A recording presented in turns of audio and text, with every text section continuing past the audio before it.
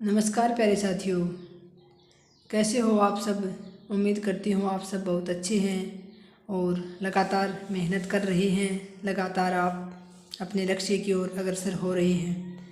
हम आधुनिक काल का जो रिवीजन कर रहे थे उसमें हमारा पद्य में यानी कविता जो अंतिम हमारा आंदोलन है या फिर अंतिम जो उपभाग है नई कविता या नवलेखन काल, उसको आज हम पढ़ेंगे। इसके बाद हमारा बचेगा गद्य का प्रमुख पार्ट, उसको हम आगे के वीडियोज़ में करेंगे। आज हम 5 से 10 ये छोटे छोटे लेखक हैं, नई कविता के कवि हैं, इनकी तो 2-3 रचनाएं प्रमुख हैं, तो इनको आज हम करेंगे।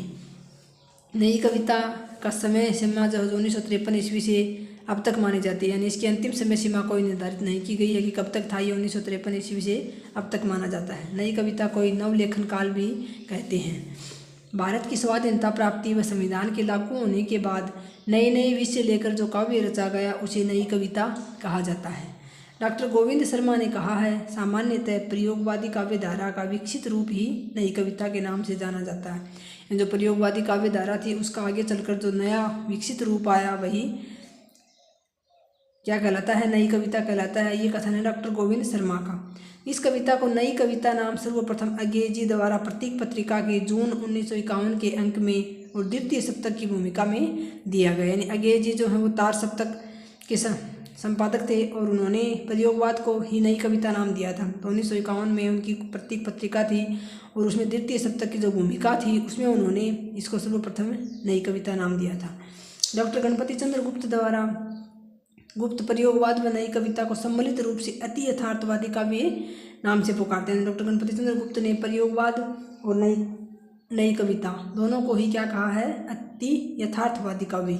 अंग्रेजी को नई कविता का भारतेंदु कहा जाता है।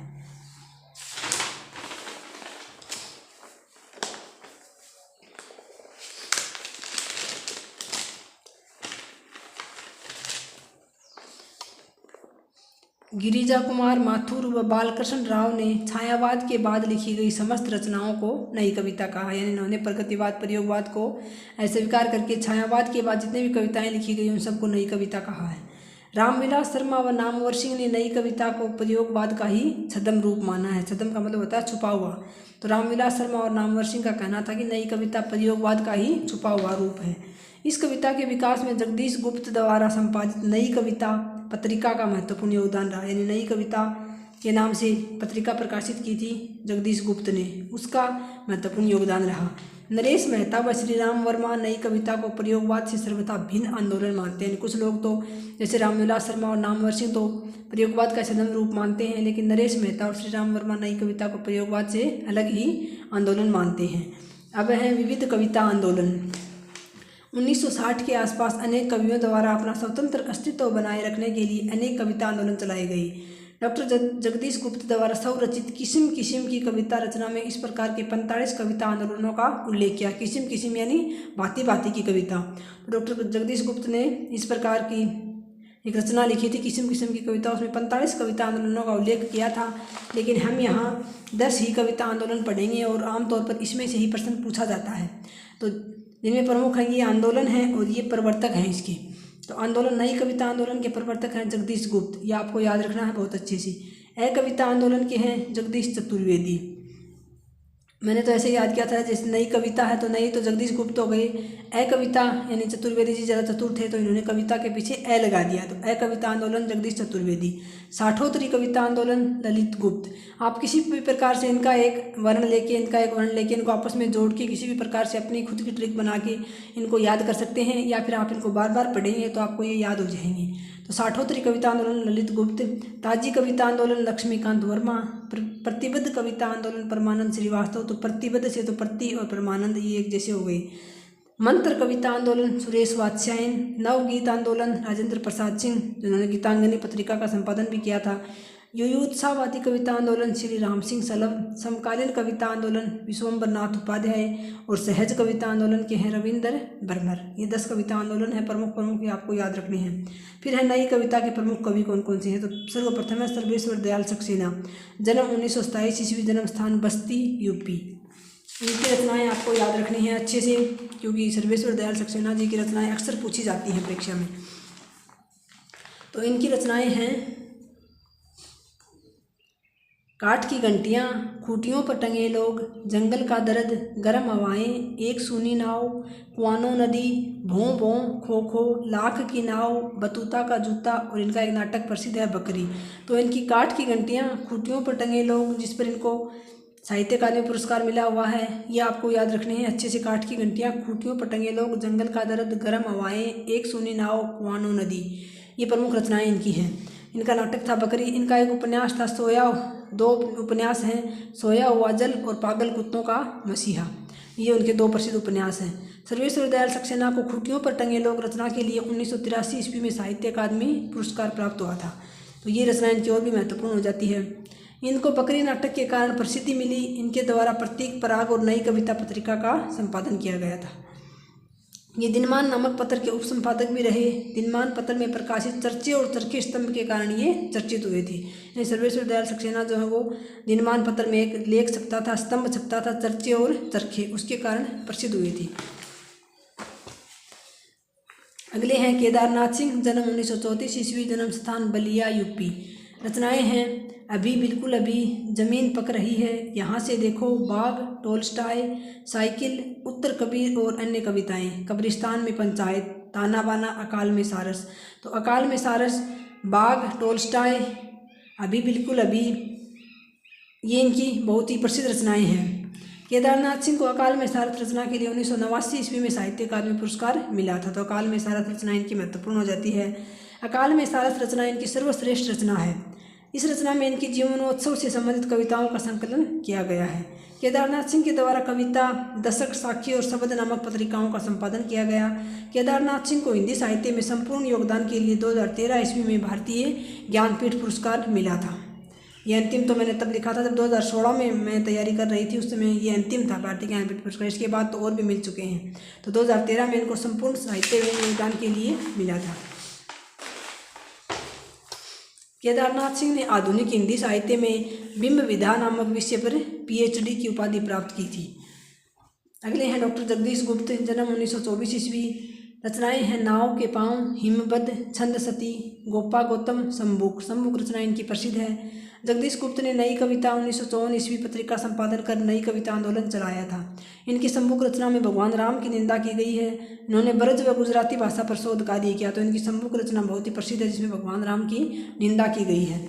जगदीश चतुर्वेदी हैं अगले, जन्म 1929 ईस्वी। रचनाएं हैं इतिहास अंता, डूबते इतिहास का गवाह, नए मसीहा का जन्म, सूर्यपुत्र, पूर्व राग। इनके द्वारा अकविता आंदोलन की शुरुआत की गई। 2003 में इनको पद्मश्री सम्मान से नवाजा गया। अगले हैं विजय देव नारायण शाही, जन्म 1924 ईस्वी। रचनाएं हैं मछली घर, संवाद तुमसे, आवाज़ हमारी जाएगी। विजय देव हिंदी साहित्य में नई कविता युग में लघु मानव को नायक के रूप में प्रतिष्ठित करने वाले कवि माने जाते हैं। तो मछली घर इनकी बहुत ही प्रसिद्ध रचना है। और नई कविता के युग में लघु मानव यानी जो आम इंसान है उसको ये प्रतिष्ठित करने वाले माने जाते हैं। तो अलग अलग जो युग थे उनमें कौन कौन से मनुष्य नायक के रूप में रहे, ये यहाँ थोड़ा सा लिखा गया है। प्रमुख नायक के रूप में मानव, तो छायावाद में तो महामानव नायक था। प्रगतिवाद में जो शोषित मनुष्य था उसके ऊपर लिखा गया था, तो शोषित मानव। और नई कविता या प्रयोगवाद में लघु मानव प्रमुख नायक के रूप में रहा, यानी इस काल में प्रमुख रचनाएं लिखी गई उनमें महामानव प्रमुख था। प्रगतिवाद में शोषित मानव पर लिखा गया और नई कविता या प्रयोगवाद में लघु मानव पर लिखा गया। अगले हैं सुदामा पांडे धूमिल, जन्म 1936 ईस्वी। रचनाएं संसद से सड़क तक, कल सुनना मुझे, सुदामा पांडे का प्रजातंत्र। इनकी प्रसिद्ध कविता है मोचीराम पटकथा। धूमिल ने भारतीय राजनीति को केंद्र बनाकर अनेक कविताएं लिखी हैं। संसद से सड़क तक इनकी बहुत ही प्रसिद्ध रचना है। और सुदामा पांडे का प्रजातंत्र और कल सुनना मुझे, ये भी प्रसिद्ध रचना है इनकी। लेकिन संसद से सड़क तक रचना आपको अवश्य याद रखनी है। इनको कल सुनना मुझे रचना के लिए 1979 ईस्वी में साहित्य अकादमी पुरस्कार मिला था। तो ये भी इनकी महत्वपूर्ण हो जाती है पुरस्कार मिलने के बाद। तो कल सुनना मुझे और संसद से सड़क तक धूमिल जी की रचनाएं आपको याद रखनी है। धूमिल की संसद से सड़क तक रचना में संसद को भारतीय राजनीति का और सड़क को आम आदमी का प्रतीक माना गया था। अगले हैं लीलाधर जगूड़ी, जन्म 1944 ईस्वी। रचनाएं हैं नाटक जारी है, बची हुई पृथ्वी, घबराए हुए शब्द, अनुभव के आकाश में चांद। लीलाधर जगूड़ी मूलतः वामपंथी यानी मार्क्सवादी विचारधारा के कवि माने जाते हैं। इनकी रचना अनुभव के आकाश में चांद के लिए 1997 ईस्वी में इनको साहित्य अकादमी पुरस्कार मिला था। तो अनुभव के आकाश में चांद और नाटक जारी है, बची हुई पृथ्वी इनकी प्रमुख रचनाएं हैं। अगले हैं कुंवर नारायण जी, जन्म 1927 ईस्वी। इनकी रचनाएं हैं चक्रव्यूह, इनका प्रथम काव्य संग्रह माना जाता है। परिवेश, हम तुम और आत्मजयी। अपने सामने कोई दूसरा नहीं, इन दिनों वाजश्रवा के बहाने। कुंवर नारायण को कोई दूसरा नहीं रचना के लिए 1995 ईस्वी में साहित्य अकादमी पुरस्कार मिला था। तो कोई दूसरा नहीं, इन दिनों, ये इनके प्रसिद्ध काव्य संग्रह है। आत्मजयी इनकी एक प्रबंधात्मक रचना है। ये रचना कठोपनिषद के नचिकेता प्रसंग पर आधारित है। इसमें नचिकेता प्रबुद्ध नई चेतना का और वाजश्रवा पुरानी पीढ़ी का प्रतीक माना जाता है। कुंवर नारायण को हिंदी साहित्य में संपूर्ण योगदान के लिए 2005 में भारतीय ज्ञानपीठ पुरस्कार मिला था। चंद्रकांत देवताले अगले हैं, जन्म 1936 ईस्वी। रचनाएं हैं लकड़बग्गा हंस रहा है, दीवारों पर खून से, पत्थर की बेंच, इतनी पत्थर रोशनी, उजाड़ में संग्रहालय, रोशनी के मैदान की तरफ पत्थर फेंक रहा हूँ। ये इनकी प्रसिद्ध रचनाएं हैं। लकड़बग्गा हंस रहा है और दीवारों पर खून से, ये इनकी प्रसिद्ध रचनाएं हैं दो। और रोशनी के मैदान की तरफ पत्थर फेंक रहा हूँ, ये भी प्रसिद्ध रचना है इनकी, पत्थर फेंक रहा हूँ। चंद्रकांत ने अकविता आंदोलन को आगे बढ़ाने में जगदीश चतुर्वेदी को सहयोग प्राप्त किया था। देवताले को पत्थर फेंक रहा हूँ रचना के लिए 2012 में साहित्य अकादमी पुरस्कार मिला था। तो ये रचना इनकी महत्वपूर्ण है, पत्थर फेंक रहा हूँ। दुष्यंत कुमार है अगले, 1933 ईस्वी में जन्म। रचनाएं हैं सूर्य का स्वागत, जलते हुए वन का वसंत, साये में धूप, एक कंठ विस्पाई। इनकी साये में धूप रचना गजल संग्रह माना जाता है। ये हिंदी के प्रसिद्ध गजल लेखक माने जाते हैं, यानी गजल को इन्होंने प्रसिद्धि दिलाई थी। तो साये में धूप इनका गजल संग्रह है, तो 1975 में प्रकाशित हुआ था, बहुत ही महत्वपूर्ण है ये। इनका एक कंठ विस्पाई गीति नाट्य माना जाता है, जिसमें दक्ष यज्ञ के समय विष्णु के अपमान को देखकर पार्वती के दग्ध होने की घटना का वर्णन किया गया है। ये इनकी प्रसिद्ध पंक्ति है, गजल से ही हो गई है पीर पर्वत सी पिघलनी चाहिए, इस हिमालय से कोई तो गंगा निकलनी चाहिए, मेरे सीने में न तो तेरे सीने में ही सही, हो कहीं भी आग लेकिन आग जलनी चाहिए। ये इनकी प्रसिद्ध पंक्ति है दुष्यंत कुमार जी की।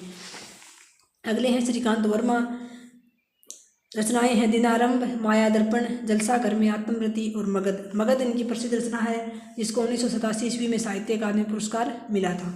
अगले हैं राजेश जोशी जी, जन्म 1946 ईस्वी। रचनाएं हैं एक दिन बोलेंगे पेड़, एक आदिवासी लड़की की इच्छा, लेबर कॉलोनी के बच्चे, दो पंक्तियों के बीच। राजेश जोशी को दो पंक्तियों के बीच रचना के लिए 2002 ईस्वी में साहित्य अकादमी पुरस्कार मिला था। तो ये रचना इनकी महत्वपूर्ण है। राजेश जोशी ने भरतरी की रचनाओं का अनुवाद भूमिका कल्पतरु यह भी नाम से और गाय मायकोस्की की कविताओं का अनुवाद पतलून पहिना बादल नाम से किया था। अगले हैं उदय प्रकाश जी, जन्म 1952 ईस्वी। इनकी रचनाएं हैं सुनो कारीगर, अबुत्तर कबूतर, रात में हारमोनियम, मोहनदास, पीली छतरी वाली लड़की, पालगोमरा का स्कूटर, वारेन हेस्टिंग्स की सांड। उदय प्रकाश को मोहनदास रचना के लिए 2010 में साहित्य अकादमी पुरस्कार मिला था। और इनकी जो पीली छतरी वाली लड़की है और सुनो कारीगर, ये दो रचनाएं भी इनकी प्रसिद्ध हैं। अगले हैं मंगलेश डबराल, पहाड़ों पर लालटेन, घर का रास्ता, हम जो देखते हैं। तो हम जो देखते हैं पर तो इनको 2000 में साहित्य अकादमी पुरस्कार मिला था। और पहाड़ पर लालटेन इनकी बहुत ही प्रसिद्ध रचना है। इसके अलावा दो चार कवि और हैं जिनकी रचनाओं को साहित्य अकादमी पुरस्कार मिला था। नए इलाके में अरुण कमल की रचना है, 1998 में साहित्य अकादमी पुरस्कार मिला। दुष्चक्र में श्रेष्ठा वीरेंद्र डंगवाल की रचना है, 2004 में साहित्य अकादमी पुरस्कार मिला। संशयात्मा ज्ञानेंद्र पति की रचना है, 2006 में साहित्य अकादमी पुरस्कार मिला। अवामी हस्ताक्षर कैलाश वाजपेयी जी की रचना है, जिसको 2009 में साहित्य अकादमी पुरस्कार मिला। मिलजुल मन मृदुला गर्ग की रचना है, जिनको 2013 में साहित्य अकादमी पुरस्कार मिला।